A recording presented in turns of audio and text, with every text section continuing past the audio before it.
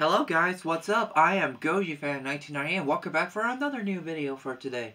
Today I'm going to continue on for the next episode of GojiFan98's King Kong-A-Thon.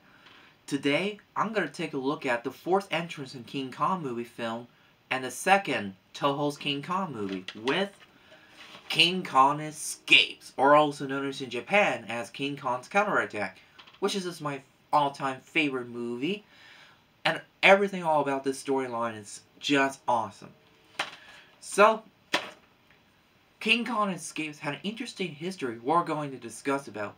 If you guys remember that all the way back to my Godzilla-thon when I talked in Godzilla vs. Sea Monster, where that movie was originally meant to be for King Kong's film, that because it was supposed to be going to be making a film based on the Rankin-Bass cartoon, the King Kong show, that was co-production between Rankin-Bass Productions and Toho Studio.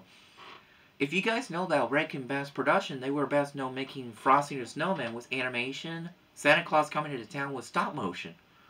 They hired the best voice actors to do that, like Paul Free and everybody. And yeah, so before it was actually that movie was going to be at the time, there were other movie that was supposed to be meant to happen at the time. Was going to be is, like I mentioned, that it was going to be Operation Robinson Crusoe, King Kong vs. Ebirah, but it was later become Godzilla vs. Sea Monster. Follow after Rankin-Bass Productions didn't like the script because it's not followed the show correctly, like not closely resemble it. And I heard that I didn't even know, thanks to the chat comment from my Evolution of King Kong video that I made a year ago. Maybe it was still there. Well, I meant for like a couple months ago, that said that there was going to be a Hammer King Kong movie. It was supposed to be a Hammer Productions King Kong film that was meant to happen, but it was never happened. So, yeah. So, for King Kong Escapes, it featured some of the greatest American actor and actress made appearance. Even we have the veteran Godzilla actor Akira Takarada made appearance in this movie, where he portrays Lieutenant General Momura. And we have two American actors. Was Rose Reason portrays Commander Carl Nelson, and Linda Miller, who portrays Lieutenant Susan Watson. Back in 2016 of GFX, I met Linda Miller herself, and she is a very nice person. And while she was there in GFX, she told all her story, that how she got involved with King Kong movie. And while she was talking, she was crying when she was so meeting with, well, looking forward to meet all the fans who was so looking forward to meet her. That includes me. So, here's a little bit of thing I know. Linda was been living in Japan when she was a little girl when her father was the Air Force sometime after World War II was over. And also noted, Linda Miller and Yosuke Nakasuki, who were briefly dating at the time when I heard, comes from information from this book here, the Big Book of a Japanese Giant Monster Movie, Volume 1. But like I said, if you want to know about information about the canceled King Kong movie, this book has a lot of information about it. Kong-A the Lost Films of Skull Island.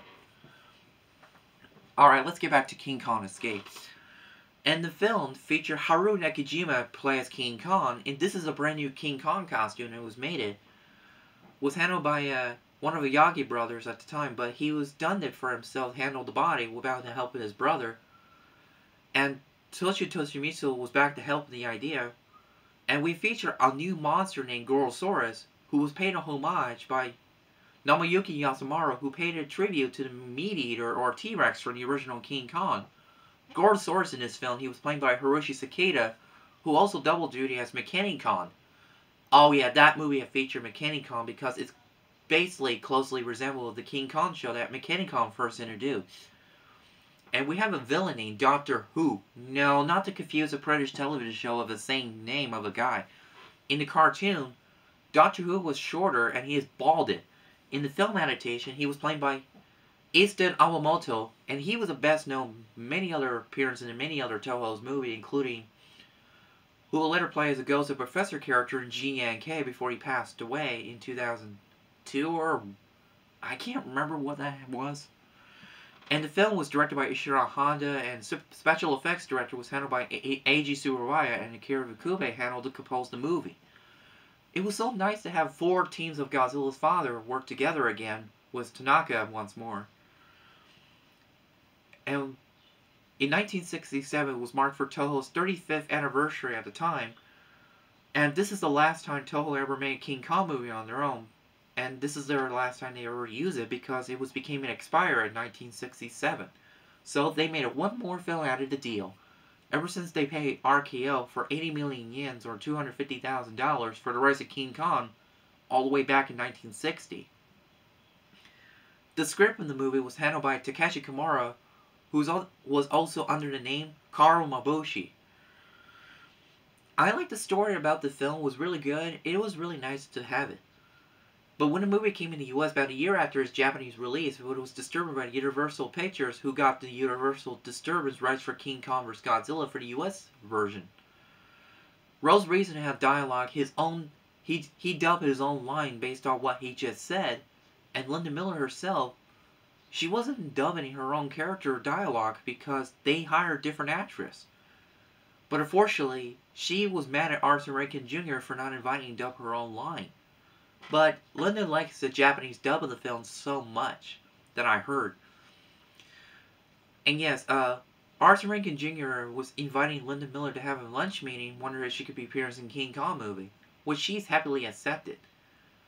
After King Kong escapes, Linda Miller appears one more movie appearance, and then she retired while she's still around at the time.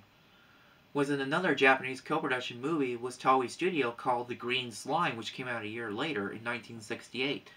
She was playing as one of a nurse character, but there are a lot of American actors and actresses in the film. There are so many casts. The music was good, and I really love to have monster action, to have Kong to fight Gorosaurus was really good. Also, what I heard, in the scene when they have a dish so bubble and come out of Gorosaurus' mouth after Kong broke his jaw, A.G. Survive does not want to have a blood on it because he does not want to make that movie too violent for kids, so he just had to do his own ways. Like, nah, let's not do that because it will maybe too violent for kids. Let's add a dish so bubbles. The Gorosaurus will later reappear again in Destroy All Monsters while using the same costume, and later appears again in 1972's Toho television show Go-Ga-Man, where the Gorosaurus suit had a very bad shape, if you can tell the way the suit doesn't look good. And then later, the King Kong suit from King Kong Escape was later be reused again in Go Green Man under the name Gorilla. In the water scene for this movie, King Kong Escapes, they used the old King Kong suit from King Kong vs. Godzilla being used. What was used in the water scene was Kong's new mask. And yes, after King Kong vs. Godzilla, this Kong suit from King Kong vs. Godzilla was being borrowed to Super Eye Production to become a monkey kaiju known as Goro in episode 2 of Ultra Q. So after King Kong Escapes, there was some rumor said that Kong was going to make an appearance in Destroy All Monsters, but I'm not sure if that source is true. So after that, Mechanic Kong was never being seen again, and he was supposed to be going ahead and concerned to fight Godzilla in the Heisei series, but none of it never happened because due to the license cost from Turner Entertainment demanded from Toho because of likeness of King Kong prevented it from becoming reality. Some of the idea would end up being used for Godzilla vs. King Ghidorah and Godzilla vs. Mechagodzilla 93 idea instead. Well, that's all I have to say for King Kong Escapes. Stay tuned to next episode. I will review the American remake of a 1976 film, King Kong 1976, which is the fans are not enjoying it. As some like it, some don't. That's always opinion. So thanks for watching, you guys, and I will always stay with you fans and GojiFan98's always be for more, and do more videos in the future. So yeah, so stay with you fans and King Kong fans as always. Sayonara, my friends, and take care and be safe as always. Bye!